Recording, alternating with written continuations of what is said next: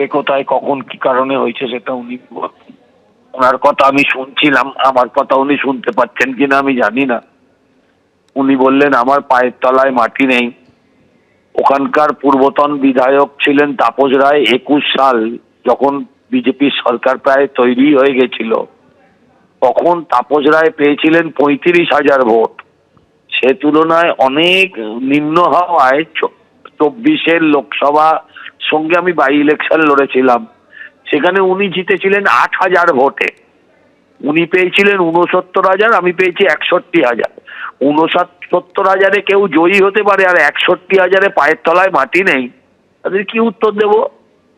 এক, আমাকে হারিয়েছেন, আমাদেরকে বিজেপিকে হারিয়েছেন যিনি, তার নাম তন্ময় ভট্টাচার্য। উনি হারাতে পারেননি, ওনার রিগিংও হারাতে পারেনি, এটা বলছি। আমাকে যিনি হারিয়েছেন তার নাম তন্ময় ভট্টাচার্য। নিজে মুখে কদিন আগে অন্য একটি চ্যানেলে সাক্ষাৎকার দিয়ে সে কথা স্বীকার করেছেন। আর এবার উনিও যিনি বলছিলেন এবার তিনি হারবেন, এর বাইরে আমি কিছু বলতে চাই না।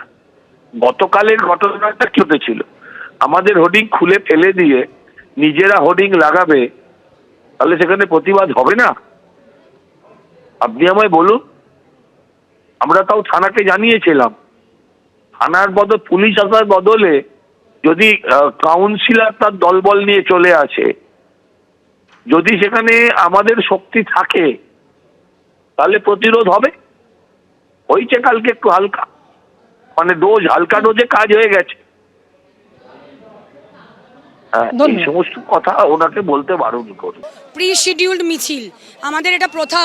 বরানগরের আমরা ইলেকশন ডিক্লেয়ার হলে আমরা গতবারেও করেছি, সৌগতদার ইলেকশনেও হয়েছে, আমরা একটা সেন্ট্রাল মিটিং করি, কর্মী সভা, এবং একটা সেন্ট্রাল মিছিল করি।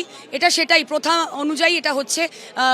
কে কি করছে তার আগেনস্টে আমাদের অত ইম্পর্টেন্স দেওয়ার সময় নেই। না, এটা আমাদের আগে থেকে, মানে প্রি ডিসাইডেড, এটা আমাদের আগে থেকে। তারা পা দেয় না কোনো প্ররোচনায়, তারা কোনো প্ররোচনায় পা দেয় না।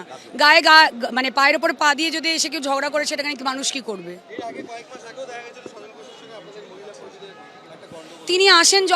তিনি যখনই আসেন এখানে গন্ডগোল সৃষ্টি করেন, কারণ তারা জানেন যে এখানে তাদের পায়ের তলায় মাটি নেই। মানুষ এখানে সমর্থন করে না বিজেপিকে, এবং তারা আপনাদের মানে প্রেস মিডিয়ায় প্রচারে থাকতে তারা এই কৌশল নেয়। এখানে তাদের কোনো ঘাঁটি তারা করতে পারবে না। অর্জুন সিংকে জগদ্দলে প্রার্থী হওয়ার চ্যালেঞ্জ ছুড়েছিলেন সোমনাথ শ্যাম। জগদ্দল থেকে পালিয়ে গিয়েছেন অর্জুন সিং। আক্রমণ জানিয়েছেন সোমনাথ শ্যাম। চোরকে ধরতে পুলিশ পাঠিয়েছে। পাল্টা নোয়াপাড়া বিজেপি প্রার্থী অর্জুন সিং।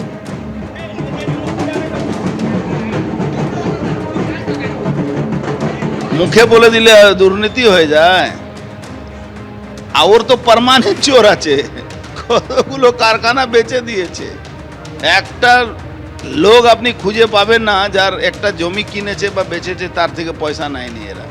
ওকে সবাই, আপনি জগদ্দলে বিধানসভা একটা রিক্সাওয়ালাকে জিজ্ঞেস করুন কি লোহা চোর কাকে বলা যায়, এক কথা বলবে কি এখানকার এমএলএ নাম আছে লোহা চোর। পুলিশকে জিজ্ঞেস করুন না, ওই থানা যে ওর প্রোটেকশন দিচ্ছে সেও ওকে লোহা চোর হিসাবে চিনে। লোহা চোরের এগেন্স্টে ভারতীয় জনতা পার্টি পুলিশ পাঠিয়েছে, যাও লড়ো, বুঝবে কত ধান কত চাল। জেনারেল পুলিশ অফিসার, একটা চোরকে ধরার জন্য তো পুলিশই লাগবে। আমি কি চোরকে থোড়ে ধরবো?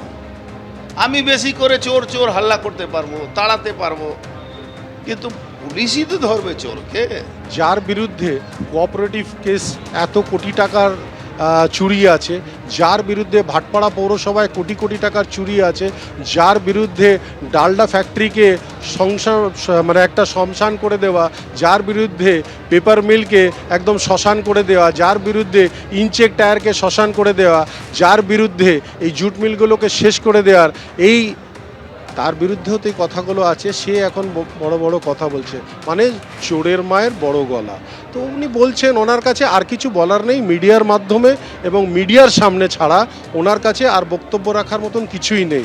ওনার যদি সৎসাহস থাকে আমার সাথে কোনোদিন ডিবেট বসে আমার চুরিটাকে প্রমাণ করে দিন, আর আমি এখন থেকে নয় 1970 সাল থেকে ওরা এবং ওনার পরিবার কি চুরি করেছে সেটাও প্রমাণ করে দেবো। চ্যালেঞ্জ ছুড়েছিলাম যদি দম থাকে তাহলে আমার বিরুদ্ধে প্রার্থী হয়ে দাঁড়িয়ে আগামী দিন লড়ে দিক। কে জিতবে কে হারবে কে মাটিতে থাকবে সেটা প্রমাণ হয়ে যাবে। এবিপি আনন্দ, এগিয়ে থাকে, এগিয়ে রাখে।